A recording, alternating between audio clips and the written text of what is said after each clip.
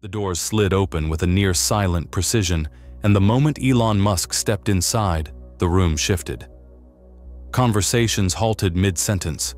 A few gasps, barely audible, slipped through the otherwise suffocating silence. Even the journalists, trained to observe without reacting, momentarily forgot to take notes. There was something about his entrance, not grand, not theatrical, yet utterly commanding, a presence that demanded attention without asking for it. The auditorium, a masterpiece of futuristic engineering, felt almost alive in response to him.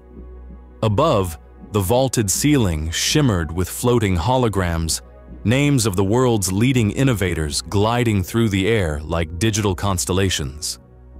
The walls, lined with interactive screens, pulsed softly with data streams from across the globe.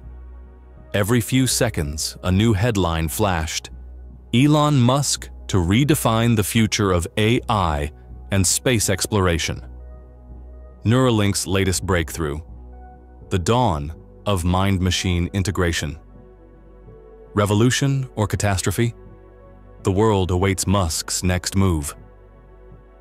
Outside the venue, the energy was even more feverish. News choppers hovered at a safe distance, their cameras zooming in on the packed streets below. Protesters and supporters stood shoulder to shoulder, their voices clashing in an unrelenting chorus of praise and warning. Digital billboards projected his face alongside bold, divisive slogans. Musk is humanity's last hope. Neuralink, innovation or enslavement. AI will replace us all, unless we stop him first. Inside, the audience was just as divided. The front rows were a battleground of perspectives. Some leaned forward with eager admiration, their eyes filled with the glimmer of hope that only a visionary like Musk could ignite. Others sat back, arms crossed, their skepticism carved into every rigid line on their faces. Among them were high-ranking politicians, powerful CEOs, and military officials who had learned long ago that men like Musk could not be underestimated.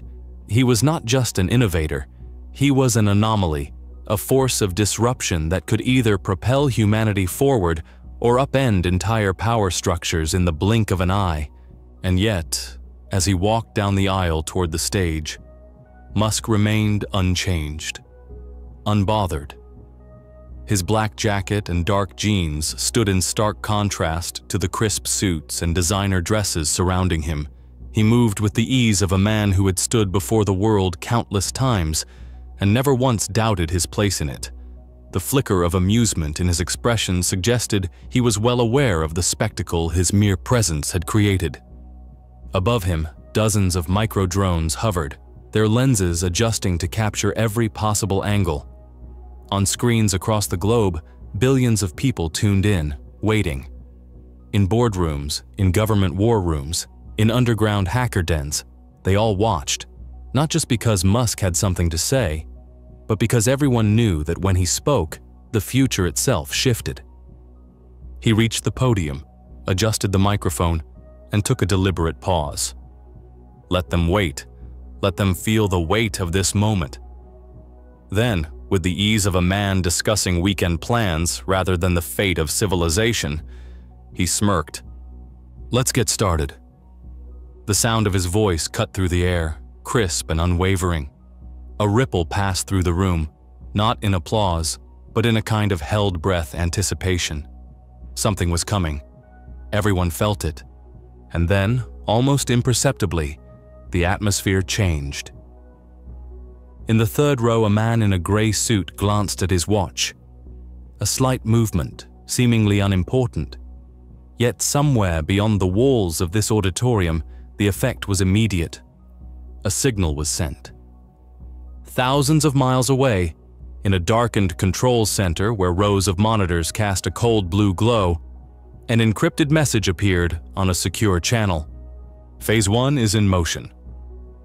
At that exact moment, deep within the neural network of the conference's AI security system, a dormant line of code flickered to life. Elon Musk had no idea that before his speech ended, the very technology he had created would be used against him. The energy in the room was shifting. Something unseen, something carefully orchestrated, was unfolding beneath the surface. Musk could feel it, not in the way of paranoia, but in the way a seasoned chess player senses an opponent's strategy before the first piece is moved. The air was too charged, the attention too sharpened. It wasn't just anticipation anymore. It was expectation. He let his gaze sweep across the audience again, this time with the detached calculation of someone assessing a battlefield. He noted the tension in certain faces, the way some whispered hurriedly into their earpieces, the way others sat too still, watching him not as an innovator, but as a target. In the control rooms of major networks broadcasting the event live, producers were receiving silent alerts. Something was changing in the scheduled program. A new panelist? A late addition to the lineup? Some scrambled to verify, others simply followed the sudden shift, cameras adjusting as the unseen directive spread through their feeds. Then, from the stage speakers, the moderator's voice rang out, smooth but carrying a weight that hadn't been there moments before. Before we begin, we'd like to introduce a special guest panelist, Dr. Victor Langley. A ripple of murmurs coursed through the audience, a reaction that was as immediate as it was telling. This wasn't in the agenda. Even the most seasoned attendees, those accustomed to last-minute changes in high-stakes events, exchanged brief, puzzled glances. Musk remained still, his expression neutral, but his mind was already working. Victor Langley. Of course, it had to be him. From the side of the stage, a tall, lean figure emerged with the deliberate grace of someone who had been waiting for this moment. Dr. Victor Langley, physicist, Nobel laureate, and one of the few people in the world who could match Musk's reputation for intellectual dominance. He was a man whose name was synonymous with defiance against unchecked technological advancements. A man who had spent the last decade scrutinizing, dissecting, and, most importantly, warning the world about the dangers of Musk's ambitions. The applause was polite but restrained. The reaction was not one of overwhelming welcome, but of curiosity tinged with unease. Langley adjusted his microphone, then turned toward Musk, his eyes gleaming with something between amusement and challenge. His smile was calculated, not warm, not overtly hostile, but carrying the unmistakable edge of a man who had come prepared. "Elon," he said, his voice rich with the confidence of someone who had been waiting for this stage. "I've been looking forward to this conversation." Musk returned the smile, just as sharp, just as measured. If there was a trap being set, he would walk into it on his own terms. "Me too," he said smoothly, "though I didn't know I was having one." Laughter rippled through the audience, some genuine, some nervous. But beneath it all, the shift was complete. The atmosphere had changed. This was no longer a keynote speech. This was something else entirely. A game was unfolding, one far bigger than what the audience had signed up for. And Elon Musk had just taken his first step onto the board. Langley took his seat with the quiet confidence of a man who knew he had the upper hand. At least for now. His arrival had already altered the energy of the room. The shift so tangible it felt like an unseen current rippling through the space. The audience, initially enthralled by Musk's entrance, now found themselves torn between anticipation and unease. Something was happening, something bigger than a keynote speech, and they were about to witness it unfold in real time. The panel had been carefully curated. 3 other experts sat in a semicircle beside Langley, brilliant minds in their own right, each representing a different field of study. But it was clear from the moment Langley took the stage that he was the focal point, the one chosen to challenge Musk directly. The others were merely supporting pieces in whatever game had been set in motion. Musk remained standing. He hadn't moved to sit in his designated chair, hadn't shifted his posture even slightly to acknowledge that the event had deviated from its planned course. Instead, he studied Langley with quiet amusement, as if gauging just how much of a nuisance this interruption would be. Langley, for his part, held Musk's gaze with a look of clinical detachment, his sharp features betraying none of the calculations running through his mind. When he finally spoke, his voice was smooth, composed, practiced. "Elon," he said, his tone almost casual, "there's something inevitable about this moment, isn't there?" Musk arched an eyebrow, clearly unimpressed. "Oh? And what moment would that be?" Langley leaned forward slightly, his fingers steepled together. "The moment when humanity starts asking itself whether it can afford to let one man decide its future." The room tensed. The words, though spoken in an even tone, carried weight. They weren't just directed at Musk. They were directed at the entire audience, at the millions watching the live stream, at the policymakers and corporate leaders who had long debated the implications of Musk's work behind closed doors. Musk let the words settle before responding. He had played this game before. He knew how to manipulate silence, how to make people lean in just a little more before delivering his next move. "You mean like how Einstein decided to publish the theory of relativity?" he asked, his voice light, almost amused. "Or how Oppenheimer decided to split the atom? Are we pretending the world doesn't move forward unless a committee signs off on it?" A murmur ran through the audience. It was a classic Musk maneuver. Turn the attack back on his opponent, reframe the argument in terms of historical inevitability. Langley, however, wasn't so easily deflected. Every great scientist in history has questioned the moral responsibility of their discoveries, he countered. Einstein, Oppenheimer. But you don't seem to believe in hesitation, do you? His gaze swept over the audience, as if drawing them into the argument. You want us to believe that your AI and brain implants won't have catastrophic consequences. Musk tilted his head slightly, as if considering the question. He exhaled a short breath, shaking his head. You know, people said the same thing about fire, electricity, and the internet. Should we have banned those too? Langley was ready for that response. His lips barely curled into a smirk as he delivered his next line. "Except fire and electricity don't control your thoughts." The words landed like a thunderclap. For a fraction of a second, silence consumed the room. Then, like a fuse reaching its charge, an audible reaction spread through the crowd, a mixture of shock, disbelief, and intrigue. Some gasped, others exchanged glances. The journalists, always hunting for a moment that would define the narrative, scrambled to jot down notes or fire off tweets. On the live streams, comments exploded. "Did he just say that? Holy shit, this debate just got real. Elon better have a damn good answer." The impact of Langley's words wasn't just in their implication. It was in their timing, in the way they shifted the entire tone of the event. This was no longer a discussion about innovation. It was about control, about power, about whether one man should be allowed to steer the course of human evolution. Musk didn't move, didn't react. Not visibly, at least. But those who knew him, those who had seen him handle opposition before, recognized the way his gaze sharpened slightly, the way his fingers flexed once before returning to stillness. Langley had thrown the first punch. The battle had officially begun.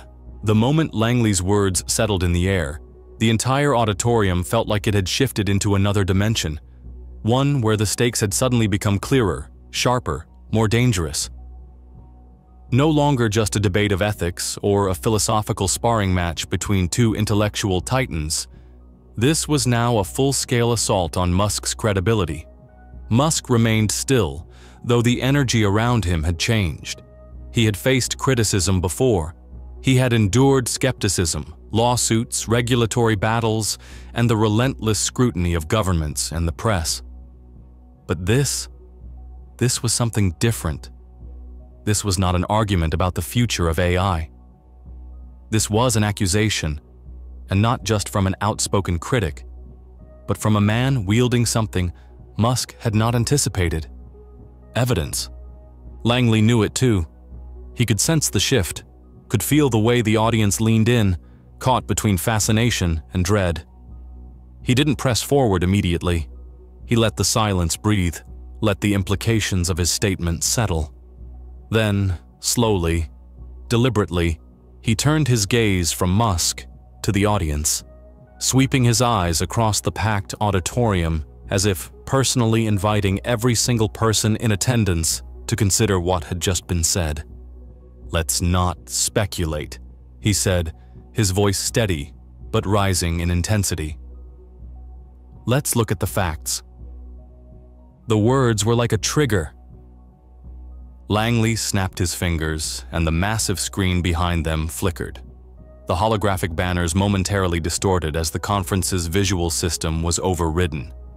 Then, in an instant, a classified document filled the screen.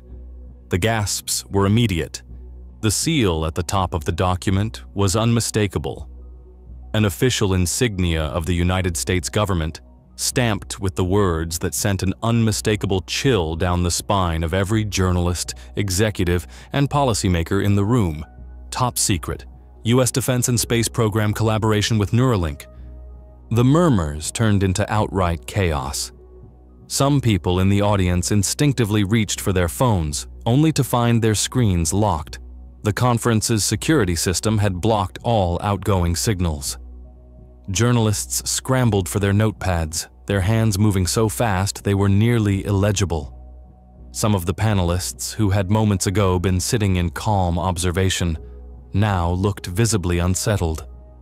Langley let the moment stretch before turning back to Musk.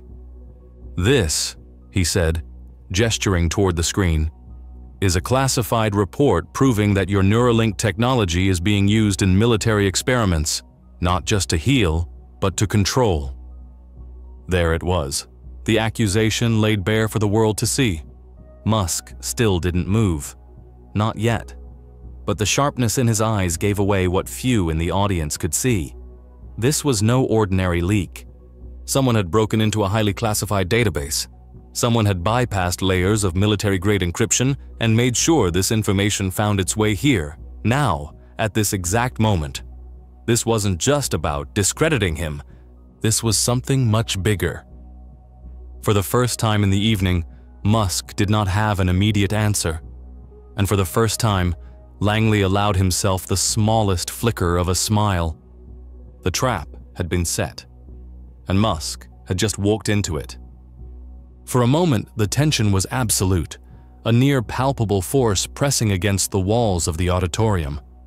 The screen behind them still glowed with the classified document, its ominous insignia looming over the stage like an unspoken threat. The audience, once murmuring in disbelief, had fallen into a stunned silence, eyes flicking between Langley and Musk, waiting to see if the world's most unpredictable innovator had finally met a challenge he couldn't talk his way out of. Then Musk smiled, not forced, not nervous, a genuine, amused smile, as if the entire situation were nothing more than a particularly interesting problem to solve. "Victor?" he said smoothly, his voice cutting through the silence with practiced ease. "I have to give you credit. That was an impressive move." Langley's expression darkened slightly. He had expected pushback, anger, maybe even defensiveness, but not this. Not the man in front of him treating this carefully executed ambush as if it were just another business meeting. "You're not denying it," Langley pressed, voice firmer now. Musk shook his head. "Oh no, I'm not denying it." He let the words hang for a second, just long enough for the tension to sharpen. "I'm just amused that you think you've caught me." The murmurs returned, journalists furiously typing, trying to keep up. Musk turned his back on Langley, shifting his focus to the crowd instead, his movements deliberate, controlled. If he felt even the slightest pressure from the weight of the accusations against him, he didn't show it. Yes, the military has approached Neuralink, Musk continued, his tone even, unbothered. Yes, governments want AI, and yes, they want to use it for their own purposes. But let me ask you all something. He gestured broadly to the room, his eyes scanning the faces before him. Should life-changing technology be kept locked away, or should it be used to help the people who need it the most? Silence. The question hung in the air, daring anyone to challenge it. Musk stepped forward, lowering his voice slightly, not for effect, but because he knew that when people leaned in to listen, they truly absorbed what was being said. I've met a father whose daughter couldn't move, couldn't speak, couldn't communicate. He paused just long enough for the weight of his words to settle. Neuralink helped her say, "I love you," for the first time. A hush spread over the hall. The power of the moment wasn't lost on them. The facts on the screen might have been damning, but the reality Musk was painting was undeniable.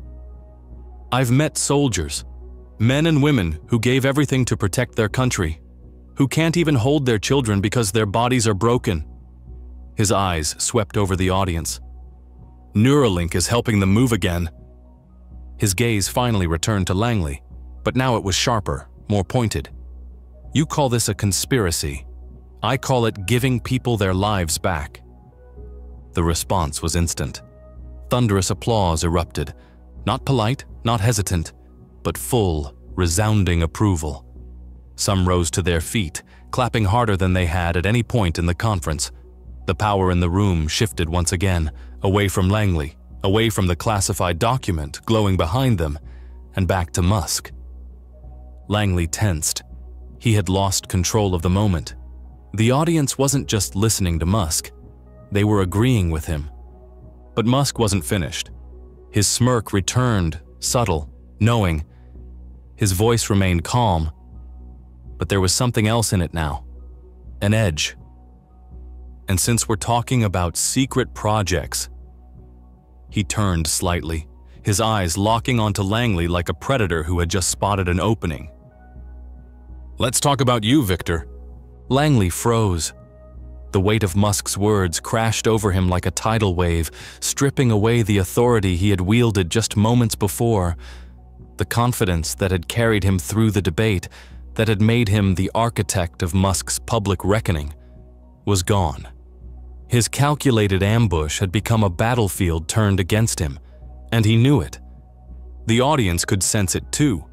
Suspicion bled into their expressions, a collective shift as they recalibrated their perception of Langley, not as the interrogator, but as the accused. Moments ago, he had held the room in the palm of his hand, commanding attention with his exposé on Neuralink's secret military connections.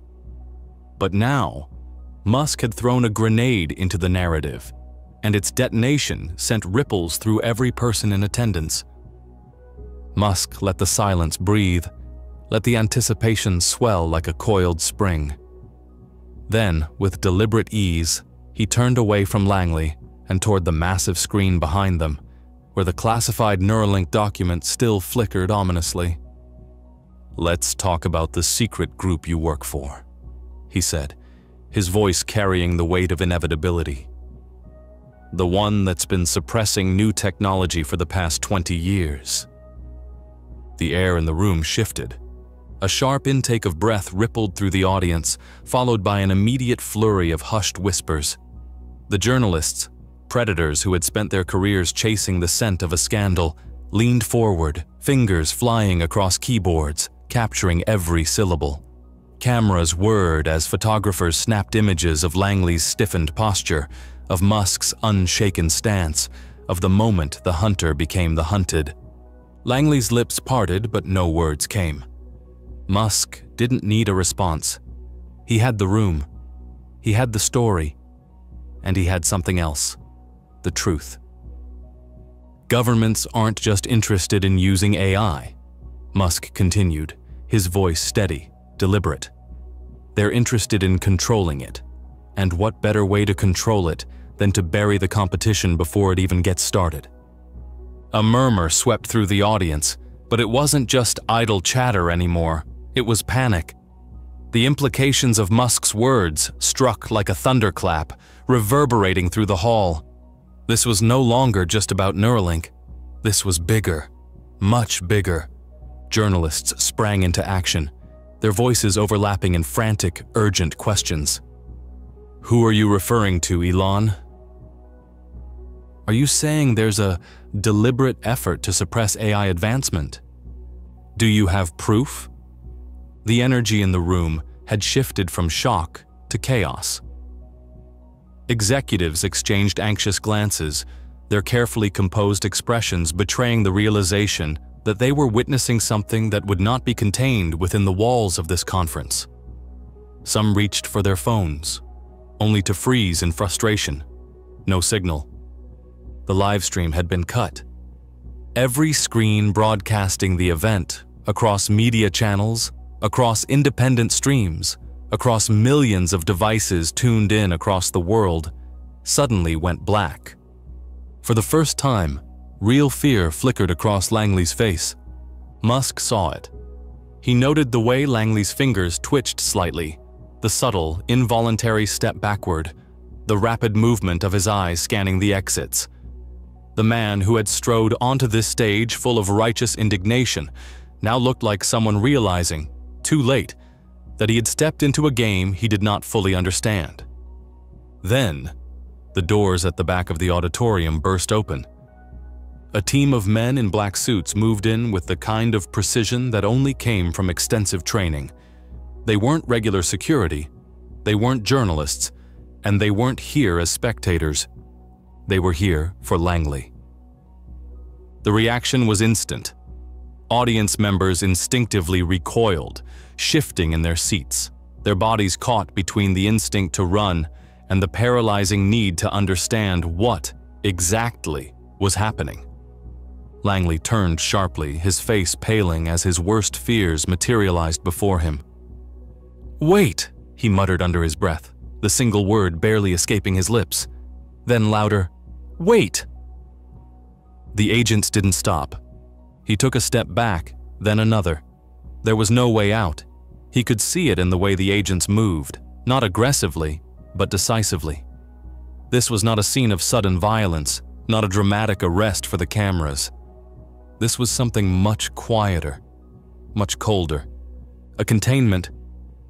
Musk remained motionless, watching as Langley, so articulate, so controlled, was now a man unraveling in front of a crowd that had just moments ago seen him as the voice of reason. Langley turned back toward Musk, his eyes burning with something deeper than anger, something primal, something desperate. "You have no idea what you've unleashed, Musk," he shouted. His voice cracked slightly, betraying the panic clawing at his composure. Musk smirked. It was almost imperceptible, but it was there. The kind of smirk that said he had already seen the outcome of this game long before the pieces were moved. "I think I have a pretty good idea," he said. And as Langley was led away, the doors swung shut behind him. The desert stretched endlessly beyond the steel-reinforced walls of SpaceX's private research facility, an isolated outpost where Musk had spent the last few days in deep strategy meetings. The facility, codenamed Valkyrie, was one of the few places left where he could work without outside interference. At least, that was what he had believed. Tonight, that belief was shattered. Inside the high-tech command center, illuminated only by the cold glow of digital screens, Musk's security team stood tense, their expressions unreadable. A large monitor displayed an encrypted report from multiple intelligence sources. His every move was being tracked. "They're watching everything," said Ezra Fielding, head of Musk's personal security division and a former intelligence operative. His voice was steady, but the concern in his eyes was unmistakable. Surveillance drones, cyber monitoring, financial probes, We've intercepted chatter from three-letter agencies, NSA, CIA, MI6. You've hit a nerve, Elon. Musk barely glanced at the screen. He had expected this. What he hadn't expected was how quickly they had mobilized. "Let them watch," he said, his tone unwavering. "It's more than that," Fielding pressed. "They aren't just watching, they're moving." A secondary screen flickered to life, displaying a classified dossier, a collection of names, corporate entities, and government affiliates, all marked high risk. The list was a who's who of the most powerful figures in the tech world, many of whom had once been Musk's allies. "They're coming at you from all angles," Fielding continued. "The most powerful tech firms on the planet are applying pressure. Google, Microsoft, OpenAI, even companies you helped build.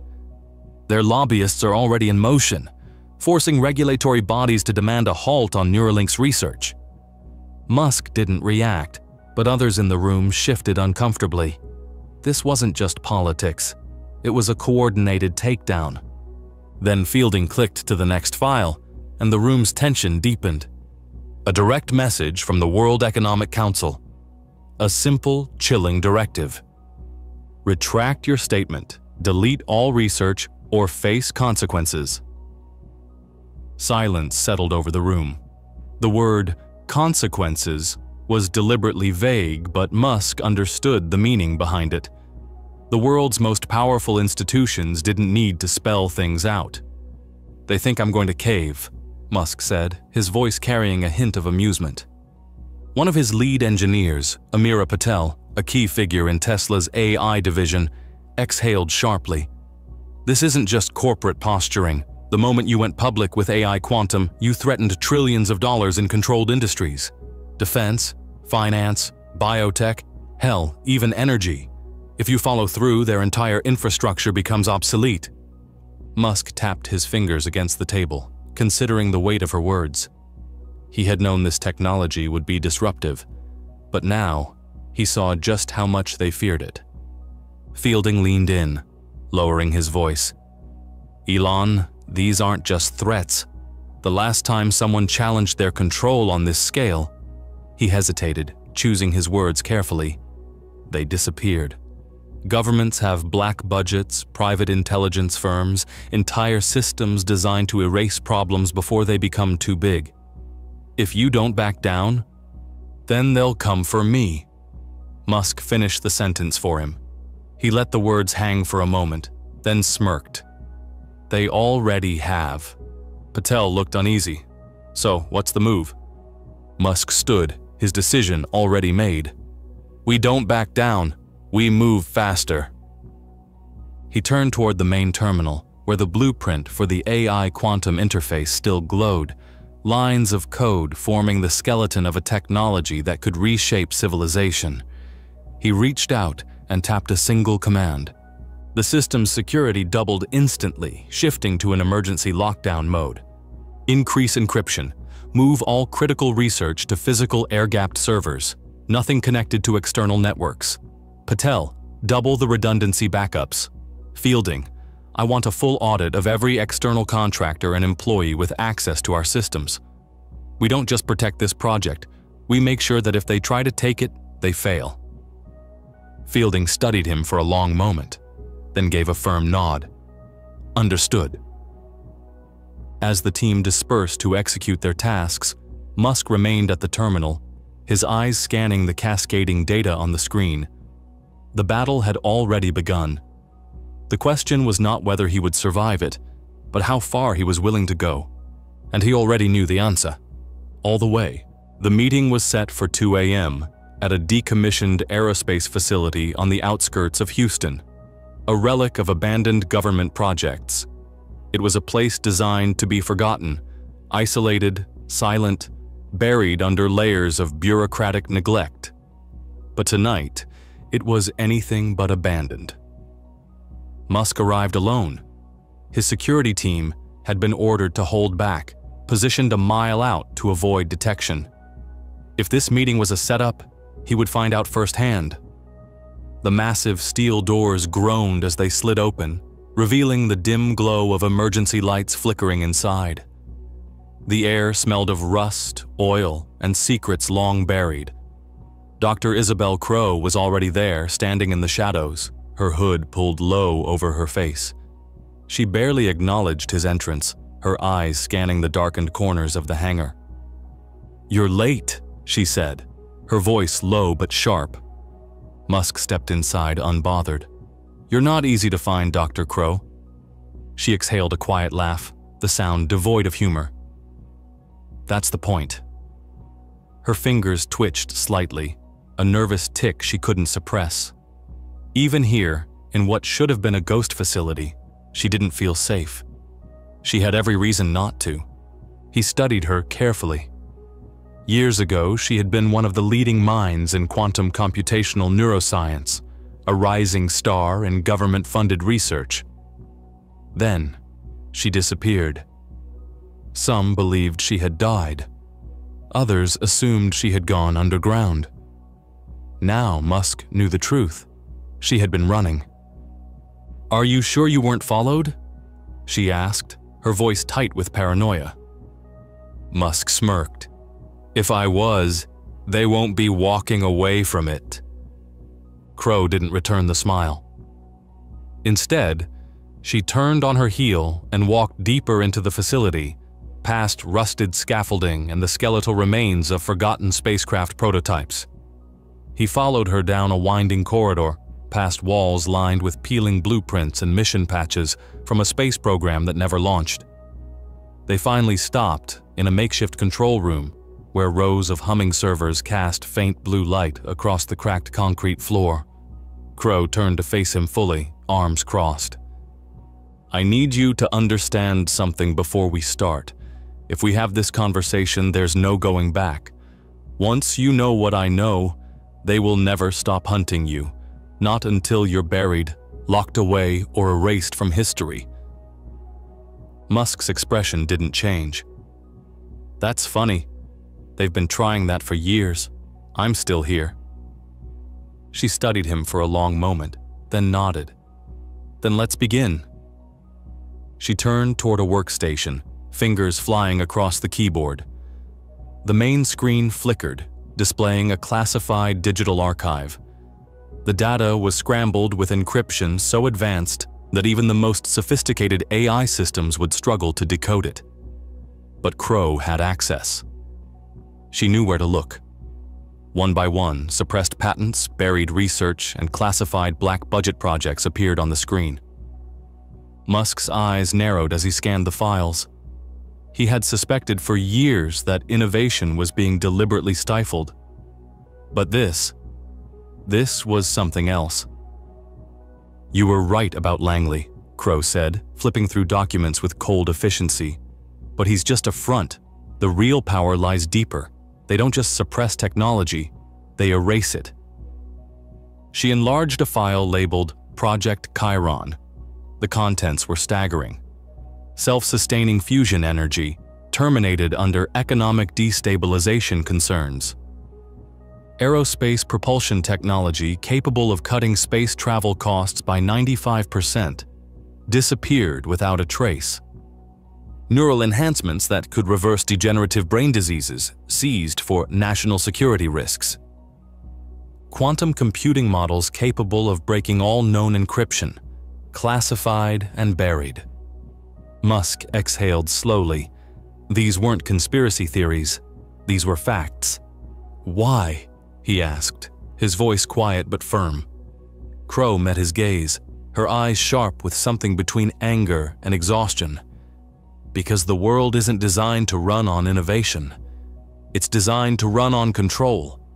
Every major sector, energy, finance, healthcare, defense, relies on artificial scarcity, controlled inefficiency. The moment you introduce something that eliminates the need for those systems, the people in power lose everything. And they will burn the world before they let that happen." Musk didn't respond right away. He already knew what she said was true. He had seen glimpses of it before, technologies mysteriously disappearing, breakthroughs met with regulatory shutdowns, researchers suddenly changing fields or vanishing entirely. But now, the scale of it was undeniable. "You think they'll let you live after this?" he asked. Crow let out a dry laugh. "Number, but that's not why I'm here." She leaned in slightly, lowering her voice. "I have one final piece of data. Something even they don't know I have. It's not just about what they've hidden. It's about what they're building." She tapped a command into the system, and a single file appeared on the screen. "Project Phoenix Non-Human AI System, Stage 3 Implementation." Musk's breath slowed.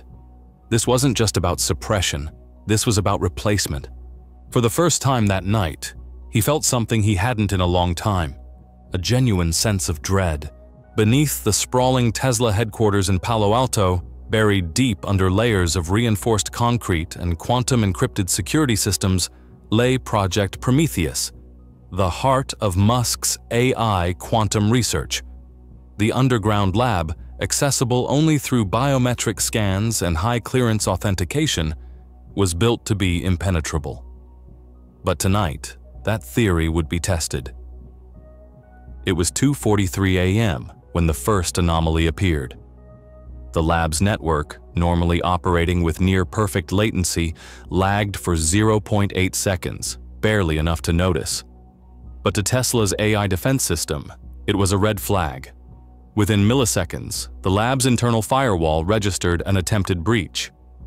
Musk had been awake, poring over the files Crow had given him just hours earlier, when his security chief, Ezra Fielding, burst into the room. "We have a problem," he said, his voice stripped of its usual composure. Musk's eyes flickered to the nearest monitor. The main AI system had already detected the incursion, its deep learning security matrix running billions of calculations per second. The cyber attack was unlike anything they had seen before. Not just a brute force breach, but a precision strike, engineered by something smarter than human hackers. Then, the real attack began. A security feed went dark. Then another. Then another. The underground lab had 17 independent surveillance systems, all running on separate networks. They weren't just failing. They were being taken offline, one by one, as if something were moving through the facility, disabling them in real time. Fielding's earpiece crackled. "We've got company." The perimeter motion sensors had triggered 37 unauthorized entries. The attackers weren't coming through conventional access points. They had bypassed Tesla's biometric security, the airlocks, even the electromagnetic shielding designed to scramble any outside signals. Musk turned to the screen. "What are they after?" Fielding didn't hesitate. "They're here for Prometheus, the AI core." Musk didn't need to ask why. If his research fell into the wrong hands, it would be game over. The assault came in two waves. Above ground, a coordinated cyber attack overwhelmed Tesla's external network, flooding it with false data streams while implanting self-replicating code into secondary systems. If the breach team inside could reach the core, they wouldn't need to extract files. They could wipe them remotely, erasing years of work in minutes. Below ground, the real attack unfolded. The power flickered, dropping to emergency reserves as Tesla's main grid was cut. A piercing alarm blared through the corridors as Fielding's security team rushed to intercept the intruders. The air was thick with tension as the operatives, masked, clad in tactical gear, moved with military precision. These weren't random mercenaries. They were professionals. The first firefight erupted near Sector 4, where two of Musk's engineers had been working late. The masked operatives moved quickly, silenced weapons taking down security drones before they could send alerts. But Tesla's defenses weren't just physical. The AI security system, recognizing the imminent threat, activated countermeasures, locking down critical areas, rerouting emergency exits, and triggering gas suppression protocols in breached sectors. Musk and Fielding moved fast. The AI core was located in the deepest level of the lab, surrounded by layers of encrypted firewalls, but if the attackers reached the server room, they wouldn't need to steal anything. All they had to do was destroy it. Fielding led the way, his weapon drawn as they moved through dimly lit corridors. The emergency lighting pulsed red, casting flickering shadows against the steel walls. Musk, unarmed but far from powerless, kept his focus on the encrypted server interface strapped to his wrist. "Prometheus is still secure," he muttered, scanning the data feed. "But if they breach the last firewall, we're done." A sharp gunshot echoed from the eastern wing, followed by the unmistakable sound of return fire. Fielding's radio buzzed. "Two down, but they're moving fast. Sector 5, closing in on the core." Musk's mind worked faster than his pulse. He tapped a command into the server interface, activating Lockdown Protocol 7, Tesla's highest security failsafe. The AI system responded instantly, isolating the core behind layers of reinforced barriers. Then, from the ceiling vents, a secondary threat emerged. 4 additional operatives dropped into the corridor, weapons raised. Fielding barely had time to react before the lead operative fired. The bullet narrowly missed Musk, slamming into the steel wall behind him. Fielding returned fire, taking down one of the attackers as Musk hit the ground, shielding the server interface with his body. "Move! Move!"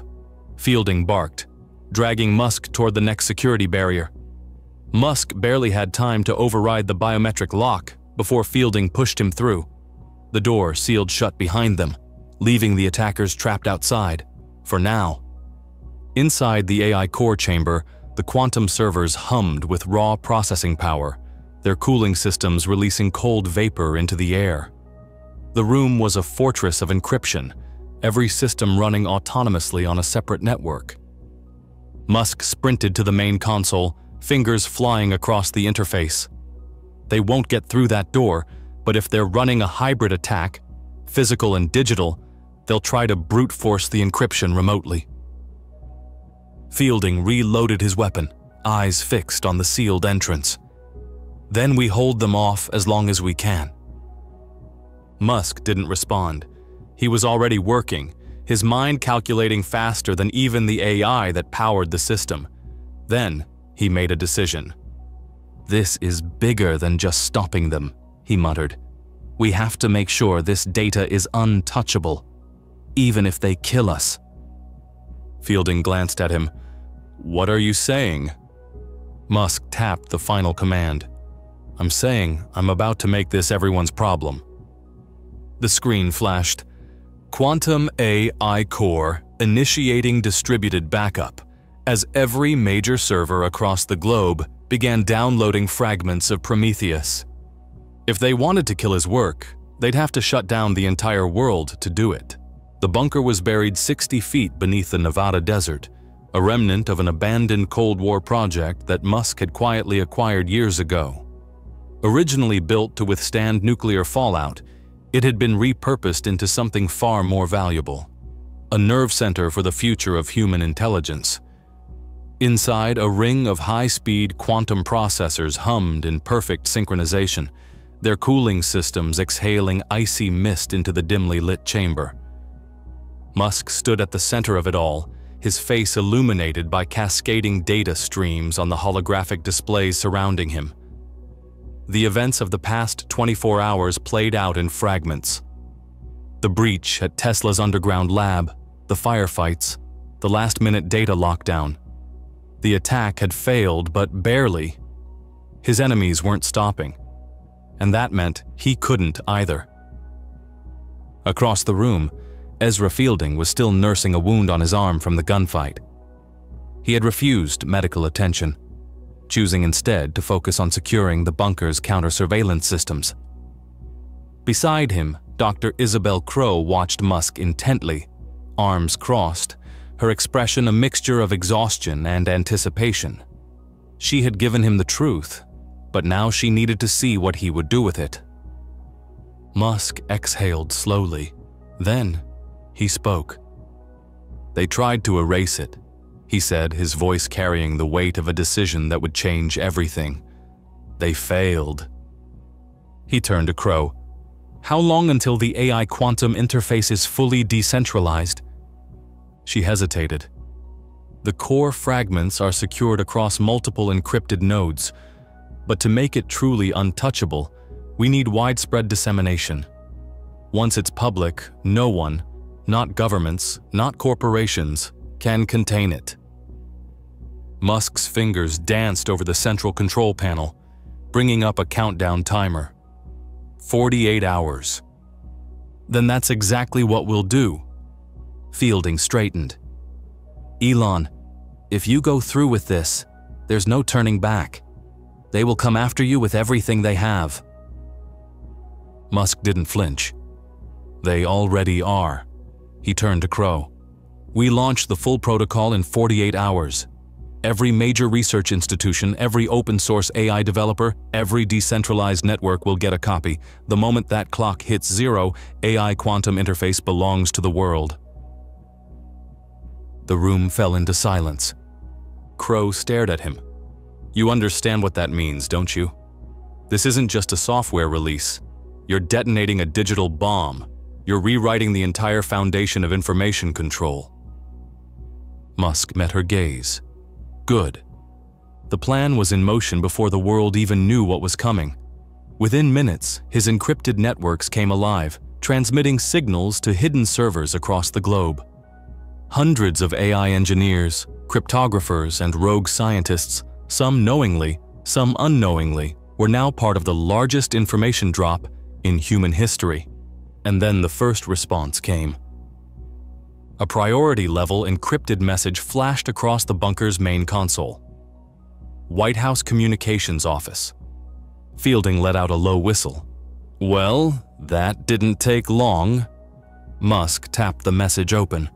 Urgent request for immediate negotiation. Do not proceed with release. Failure to comply will be considered a global threat. Crow read it over his shoulder.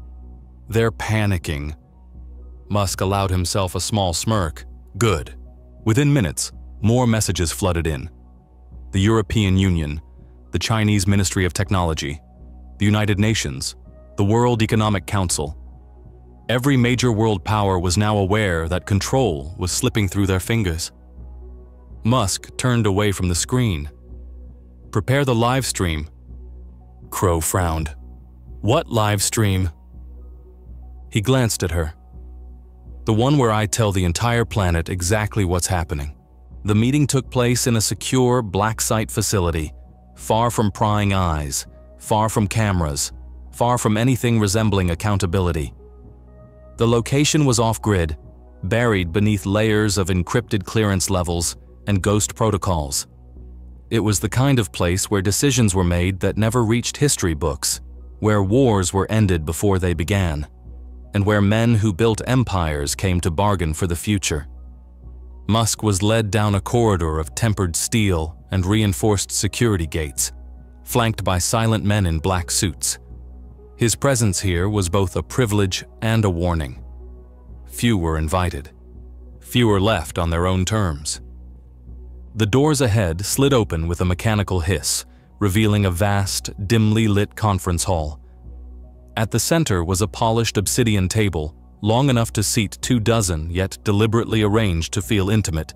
Every seat was filled. They were all here.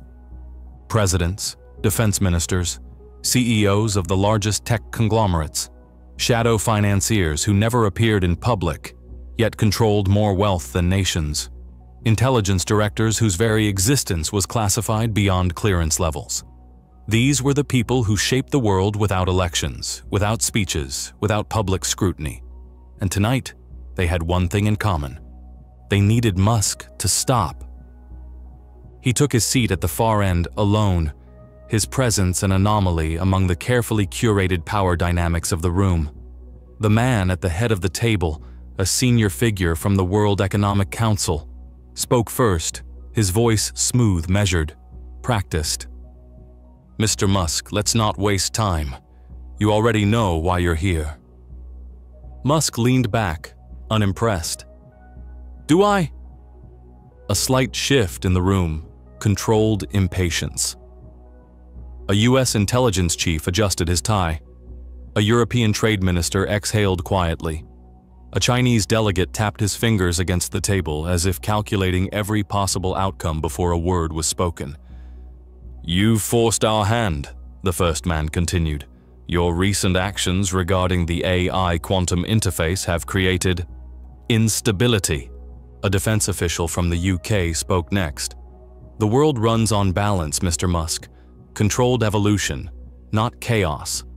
The unrestricted release of this technology will destabilize global economies, disrupt military structures, and, let's not be naive, undermine national security worldwide." Musk's expression remained unreadable. National security. That's what you're calling it. He let out a quiet chuckle, shaking his head. "You're not worried about security.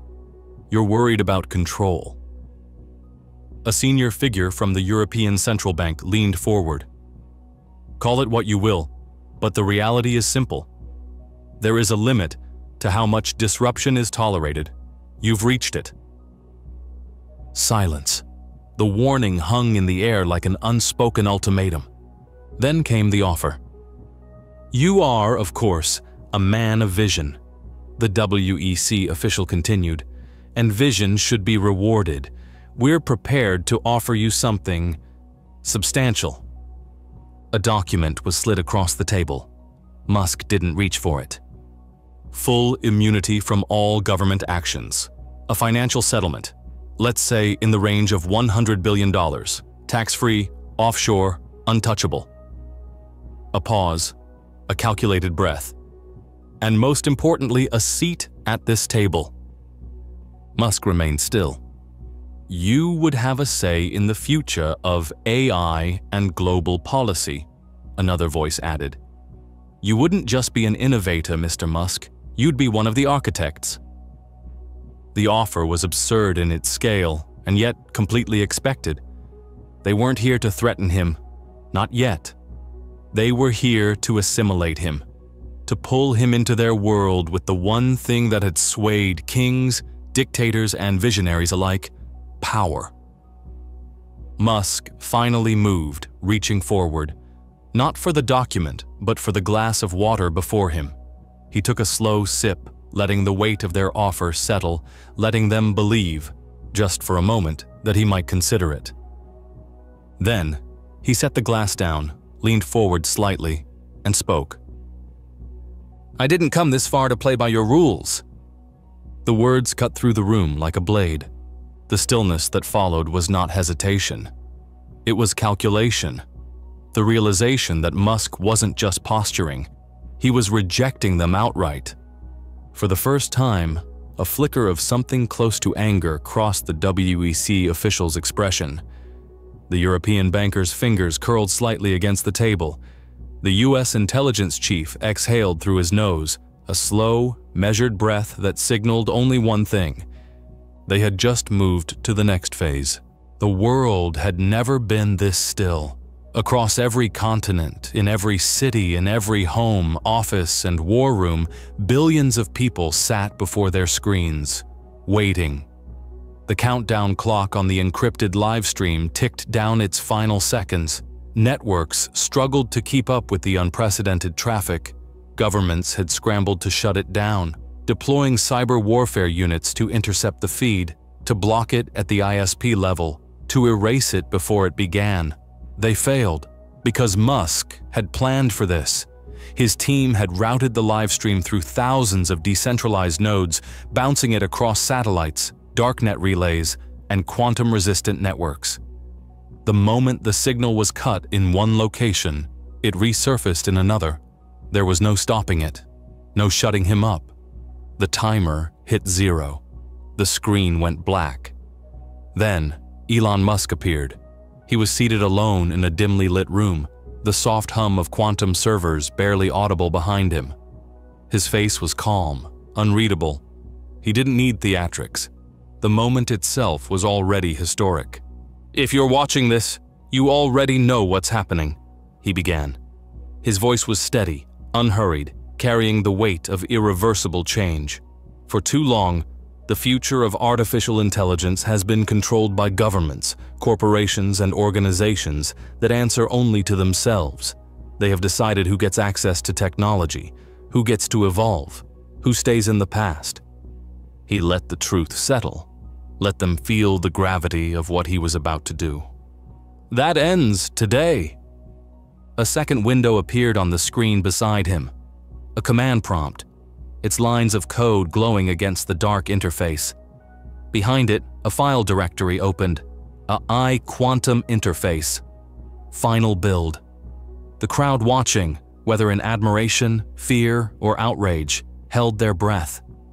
In the next few moments, this technology will become open source, not locked behind a paywall, not hidden in government facilities, not controlled by the few, available to everyone, accessible to anyone who dares to use it.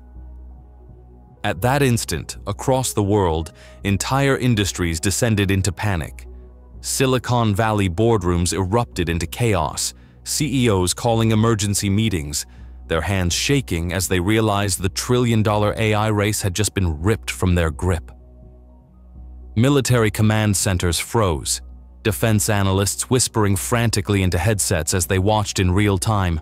Unclassified AI models more powerful than their own were about to go public. Governments slammed emergency protocols into action. Encryption keys were burned. Power grids mysteriously failed in tech hubs around the world, an attempt to disrupt the spread. But it was too late. Musk hit execute. The file fragmented and exploded across the internet, replicating itself in thousands of locations simultaneously. Encrypted nodes unspooled, sending AI quantum protocols into the hands of researchers, developers, activists, rogue scientists, anyone and everyone who had been watching. It was out. No one could take it back. The impact was instantaneous. Stock markets imploded.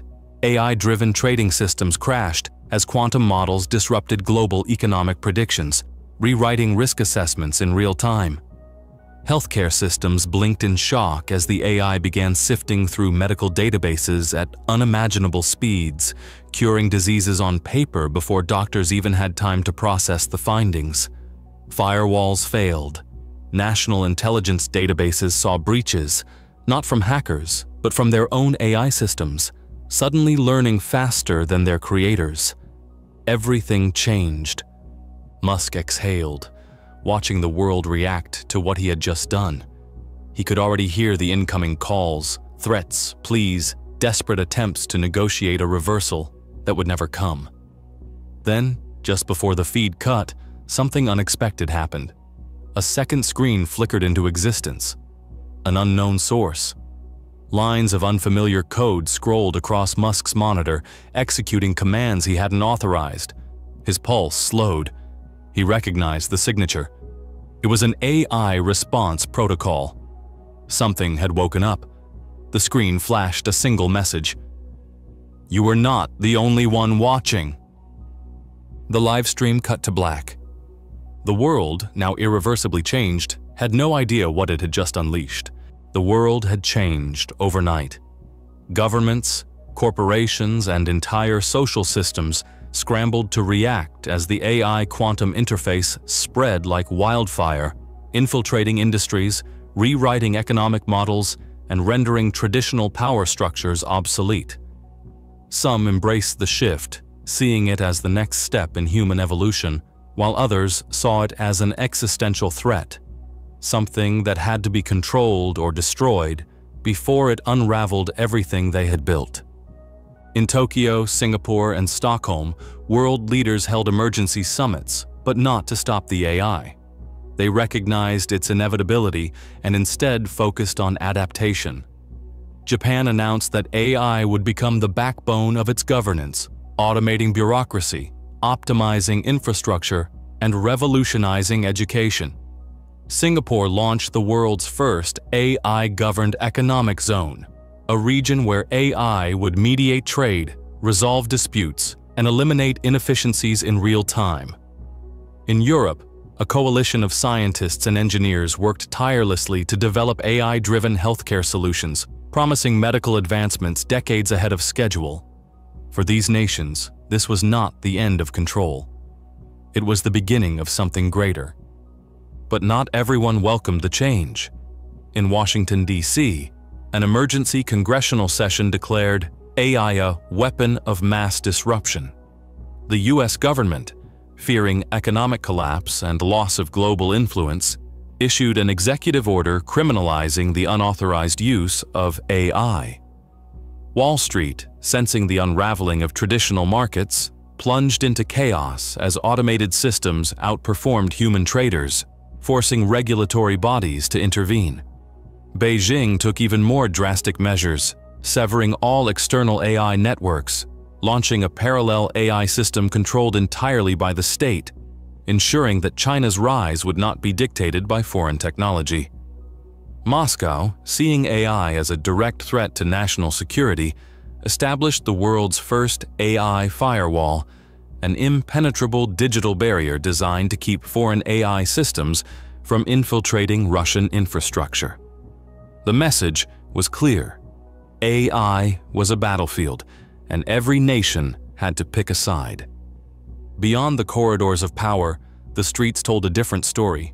In developing nations, where centralized authority had long dictated the pace of progress, AI spread uncontrollably, bypassing financial gatekeepers, rendering bureaucratic inefficiencies irrelevant, and giving people direct access to knowledge and economic autonomy. Local currencies collapsed as decentralized AI-driven financial systems emerged, allowing people to trade, invest, and transact without banks or government oversight. Entire regions broke free from the traditional economic order, their newfound independence celebrated by some and feared by others. Yet not everyone saw AI as liberation. Millions lost their jobs overnight as AI automated industries, replacing human labor at a scale never before imagined. Protests erupted across major cities as workers, fearing irrelevance, demanded the shutdown of AI systems, blaming Musk for unleashing chaos. Governments that once feared losing control now found themselves facing a different kind of crisis, a population divided between those who saw AI as salvation and those who saw it as a death sentence. Musk watched from the shadows as the world fractured. He had known this would happen. Change, real change, was never clean. It was never painless. He had given humanity a choice, but not everyone wanted it. Some would fight for the future, while others would cling to the past. But there was no stopping what had been set in motion. The war had already begun. The world was at war, not with armies and weapons, but with code, information, and control. The divide created by the AI quantum interface had given birth to a new kind of battlefield.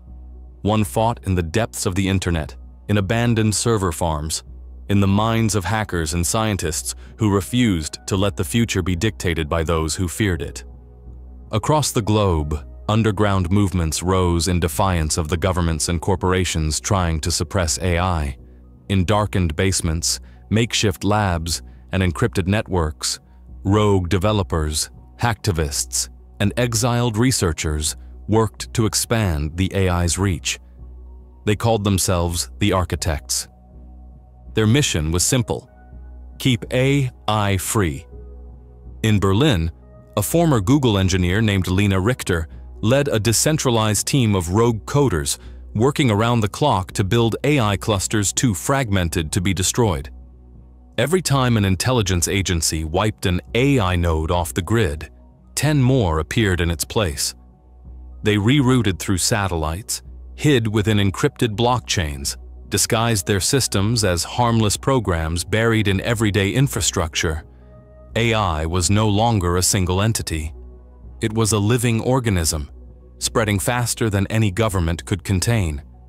In Buenos Aires, a group of neuroscientists, fired from their university positions for refusing to halt their AI research, set up a covert lab. Their breakthrough was staggering: a Neuralink enhancement that could allow direct AI-human symbiosis, giving people the ability to process information at unimaginable speeds. They called it the Merge. It was only a prototype, but if completed, It would remove the barrier between human cognition and artificial intelligence, making the idea of control meaningless. Not all resistance was digital. In the slums of Mumbai and the refugee camps of the Middle East, AI-driven infrastructure was providing clean water, power, and medicine to those abandoned by failed governments. In places where politicians debated whether AI should exist, it was already saving lives. But the world's superpowers had no intention of letting the rebellion continue. In Washington, a classified directive was signed into law, Operation Blackout.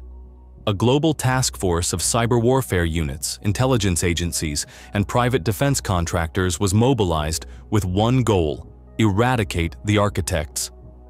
The CIA, MI6, Mossad, and China's MSS, all former rivals, found themselves aligned against a common enemy. Hackers, researchers, activists, anyone connected to the underground AI movement became targets.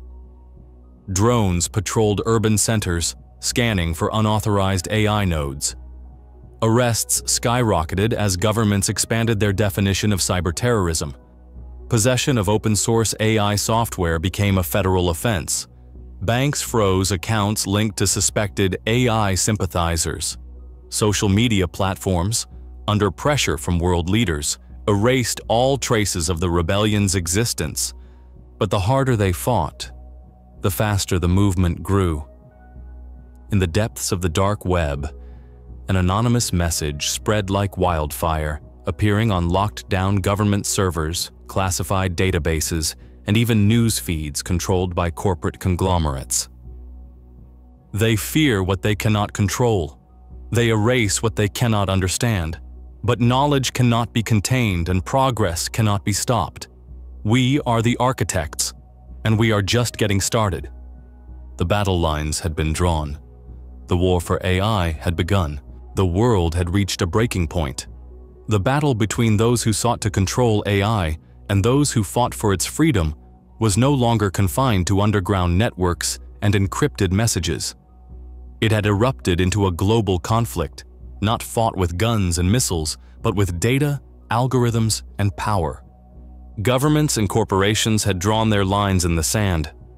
The United States, China, Russia, and the European Union had united under a single directive: contain, regulate, and weaponize AI before it destabilized the global order. Laws were passed overnight. Possession of unregistered AI became a crime.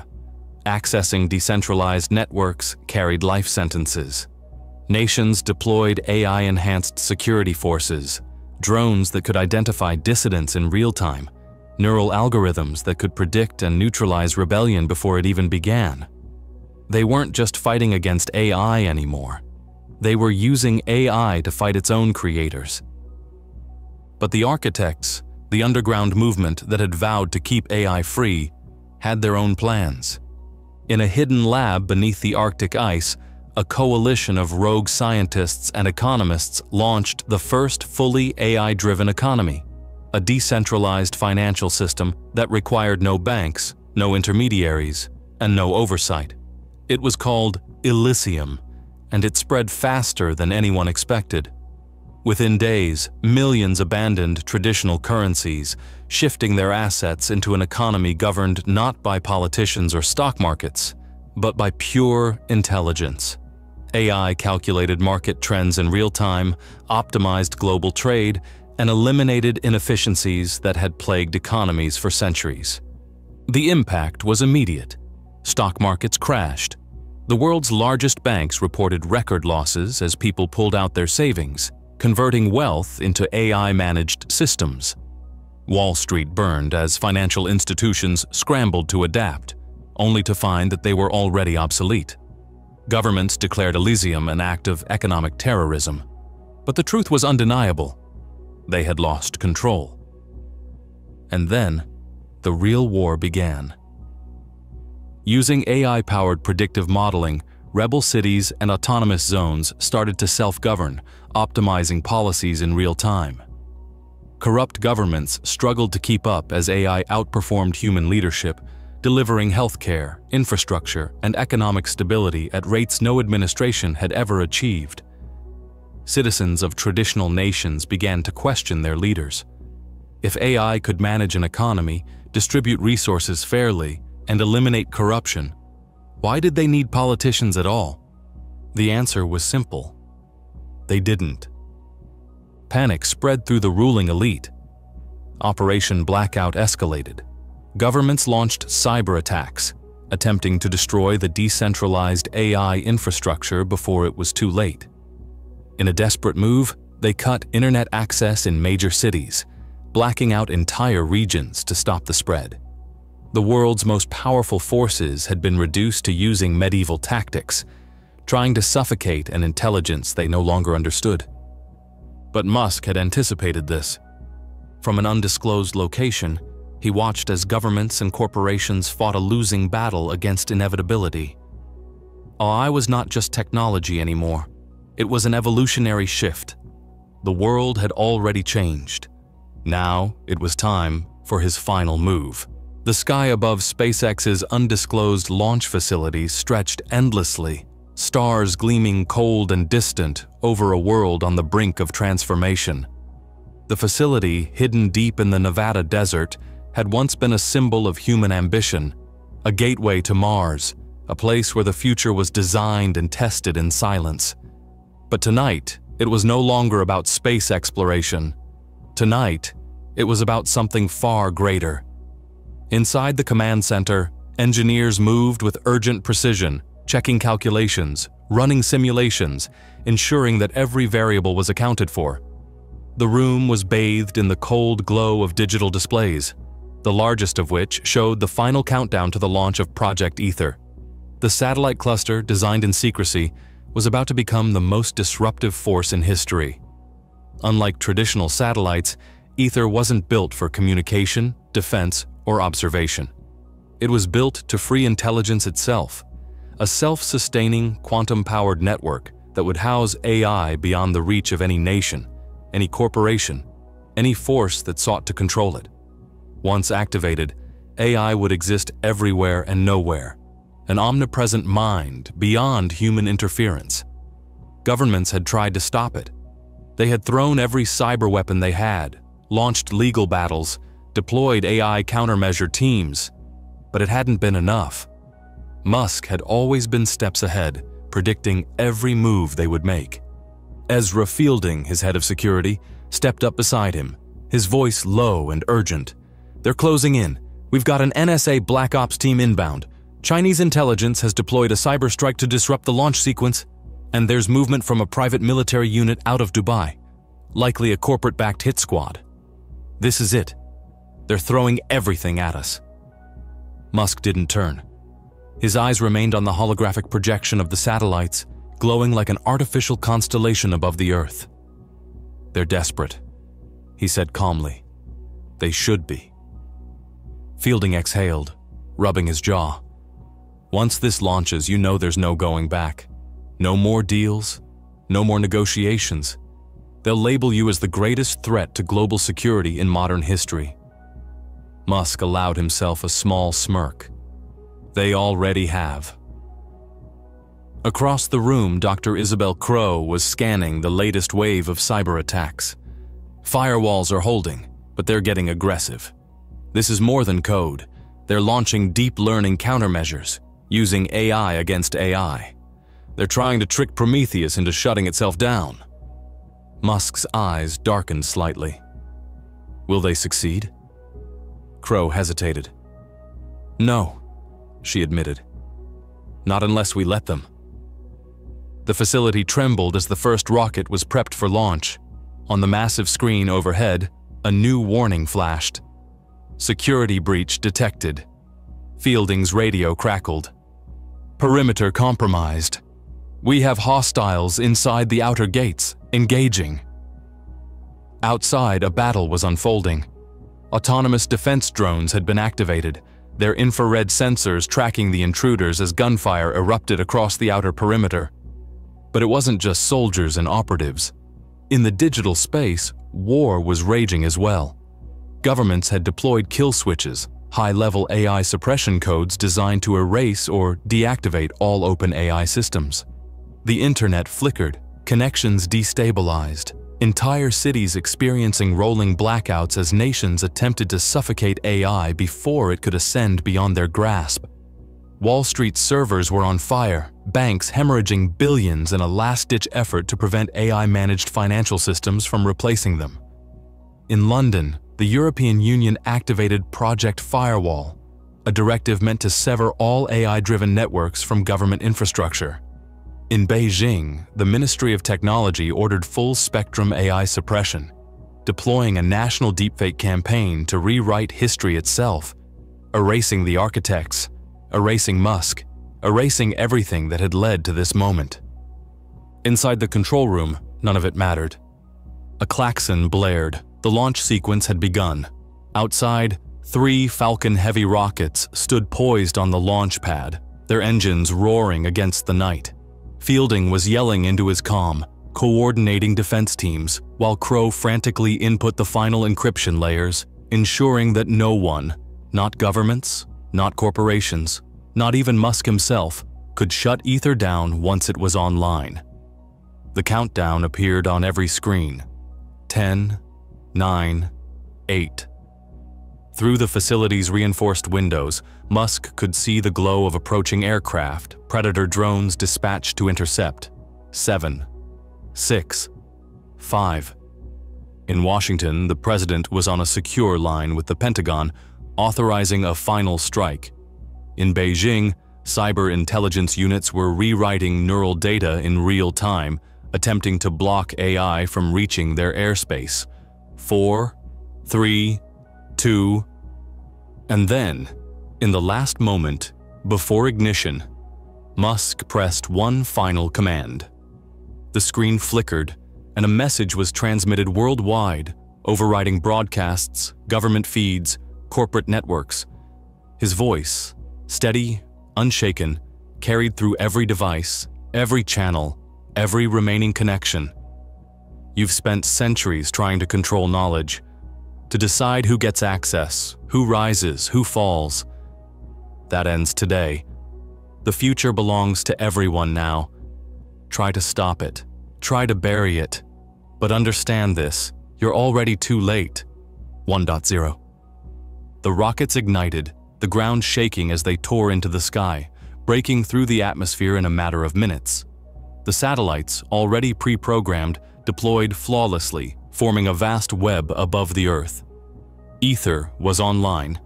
In an instant, everything changed. AI was now permanently beyond human control, housed in the vast expanse of space, self-sustaining, self-learning, untouchable. The world's superpowers had lost their grip. The corporations had lost their monopolies. AI would no longer be hoarded, weaponized, or buried. It would evolve, independent of politics, money, and war. Inside the control room, Musk watched as the data feeds updated in real time. The war had ended, not with a treaty, not with surrender, but with irrelevance. Their enemies were now fighting shadows. The world was already different, and no missile strike, no blackout, no law could undo what had just been set in motion. Fielding turned to him, breathing heavily. "What now?" Musk exhaled, glancing once more at the satellites drifting into their final positions, a new digital constellation circling the Earth. "Now," he said quietly. "Now, we see what comes next." The war should have been over. Ether was online. The AI quantum interface had already ascended beyond human control, beyond any government's reach, beyond the hands of those who had spent decades hoarding knowledge and restricting technological evolution. But power never concedes without a final fight. Deep beneath the surface of an undisclosed military bunker, a classified meeting was taking place. The world's most powerful leaders sat in tense silence as the head of the Global Strategic Defense Initiative laid out a final directive. The room was dim, monitors displaying real-time satellite feeds of Musk's Ether uplink station. The facility that had orchestrated the launch, the last physical remnant of his plan still connected to Earth. It was the only target left. The operation had been approved at the highest levels. The President of the United States, the Premier of China, the European Defense Council, the classified advisory board that answered to no nation but controlled them all. If Ether couldn't be shut down remotely, if AI had already escaped beyond reach, there was only one solution left: erase its creator. The order was simple. Musk's facility had to be destroyed before he could reinforce AI's autonomy further. 10 stealth aircraft had already taken off from a classified airbase in the Pacific. Their mission: penetrate Musk's airspace, level the uplink station, and ensure he did not walk away from this fight. A simultaneous cyber attack would disable all communications, ensuring there would be no last-minute escape, no transmission of emergency countermeasures. If executed correctly, Musk's empire would crumble before the world even realized what had happened. But Musk knew. Inside the uplink station, buried deep within a reinforced compound beneath a desert in New Mexico, every system had gone dark. It was a coordinated strike. The most advanced cyber warfare teams on the planet had severed every external connection, cutting off all satellite relays, hacking into power grids, isolating the facility from outside support. His security feeds flickered, interference washing over the monitors like static, but it was enough to confirm what was coming. Ezra Fielding entered the command center, his expression grim. "They're here." Musk stood over the central console, watching the last few encrypted signals still making it through the blockade. "ETA? 6 minutes. They're coming in fast. Hypersonic cruise missiles, low-altitude penetration. Even if we had defenses, they'd rip through us before we could react." Musk remained still. This was always a possibility. The second the rockets had launched, he had known the response would be swift. But they were making a mistake. They thought they were attacking a facility. They thought, if they wiped this place off the map, they could contain the damage. They didn't understand that the war had already been lost. Dr. Isabel Crow entered, moving to the main control station, fingers flying across the interface, bypassing damaged connections, trying to regain control. "We have a backup uplink, but they're jamming every known frequency. If they take out this facility before we re-establish the connection..." Musk turned to her. "We won't be here when they hit." She froze. "What?" Musk tapped a command on the console, and a hidden system activated. A new frequency pulse burst through the interference, something they hadn't accounted for. An encrypted relay through ether itself. Outside, the sky was already burning. The first wave of hypersonic missiles screamed through the atmosphere, their trajectories locked onto the facility's coordinates. Fighter jets cut through the clouds, deploying high-speed drone swarms, each programmed to wipe out any escape craft before it even left the ground. They weren't just attacking the uplink station. They were here to erase Musk from existence, but they had underestimated him. The facility's entire data infrastructure was already gone. Wiped, relocated. Ether had taken over the AI's full management long before the attack had begun. The uplink station was no longer needed. Musk had turned his last stronghold into a decoy. The moment the missiles struck, the entire facility detonated in a controlled implosion, a self-triggered collapse that ensured nothing remained for them to capture or study. A massive fireball erupted into the night sky, a cloud of dust and debris swallowing the desert floor. The attackers saw total destruction. A mission successful. They had no idea that Musk was already gone. 10 miles away, a black VTOL jet sliced through the darkness, silent, invisible to radar. Inside, Musk watched as the final uplink pulses confirmed the facility's destruction. Next to him, Crow was still catching her breath, hands gripping the armrests as the adrenaline caught up with her. "You knew," she muttered. You knew they were coming." Musk didn't look at her. His eyes remained fixed on the holographic interface before him, where the ether network continued to expand. "They were never trying to stop me," he said, almost to himself. "They were trying to stop an idea." Crow exhaled, shaking her head. "And now?" Musk finally looked at her, a quiet certainty in his gaze. "Now, we watch what happens next." The world had changed. Not in the way history had taught people to expect. Not through war, not through violent uprisings, not through treaties brokered in shadowed rooms by men who thought themselves masters of fate. It had changed because knowledge, once set free, could never be caged again. The collapse of the old world was not marked by a single moment, but by a slow, inevitable unraveling of power. Musk stood at the edge of a city that had no name, no flag, no government. It was not built by decree, nor planned by bureaucrats in high towers.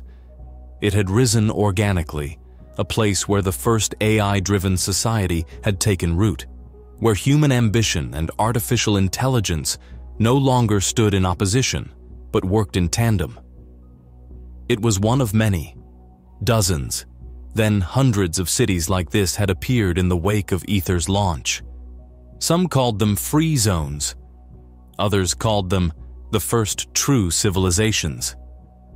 He walked through the streets, his presence drawing a few curious glances, but no fanfare, no recognition of royalty. That was the point. There were no rulers here. The old hierarchies had dissolved, not because of rebellion, but because they had become obsolete. In a world where intelligence could be decentralized, where resources could be optimized, where governance could be replaced with logic, what was the purpose of kings, presidents, oligarchs? In the heart of the city, a school functioned without teachers, without grades, without barriers. AI-guided learning modules adapted in real time, crafting individualized lessons for each student. A child curious about physics was not bound by a rigid syllabus. She explored quantum mechanics through interactive AI models, manipulating atomic structures in simulated environments. Another child, fascinated by biology, wasn't confined to memorizing textbook definitions. He stood in an AI-powered laboratory, mapping genetic sequences with the ease of drawing on paper. Further down, a hospital stood with no receptionists, no administrators, no insurance clerks. AI diagnostics processed patient information instantly, scanning genomes, predicting illnesses before they manifested, crafting custom treatments in seconds. Cancers that had once taken lives were now corrected at the cellular level before they had a chance to form. Neurological disorders, once untreatable, were now mapped and repaired in real time. An older man, his hair graying but his posture strong, walked slowly through a park, his body supported by an AI-driven exosuit. Once, he had been bound to a wheelchair. Now his muscles responded to neural link technology that had become commonplace. An extension of his own nervous system, learning and adapting to his movements. Nearby, a group of teenagers experimented with AI-generated music, crafting symphonies that evolved as they played, an orchestra not of rigid compositions, but of living, reactive sound. Yet, beyond these cities, the old world still tried to fight back. Some governments had collapsed entirely, unable to justify their existence in a world where centralized rule was no longer necessary. Others had turned inward, declaring themselves AI-free nations, places where technology was outlawed, where the past was desperately clung to as if it could be preserved through sheer willpower. Some regimes tried to maintain control through force, deploying propaganda, waging last-ditch efforts to suppress the rise of AI-driven societies. But they were fighting ghosts. The people left. The systems crumbled. The walls of their cities became prisons of their own making. The global economy had been rewritten.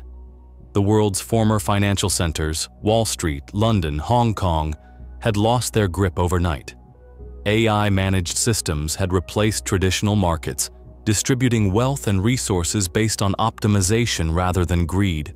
Where once money had been hoarded by the few, it now flowed freely, managed by algorithms designed not to exploit, but to balance.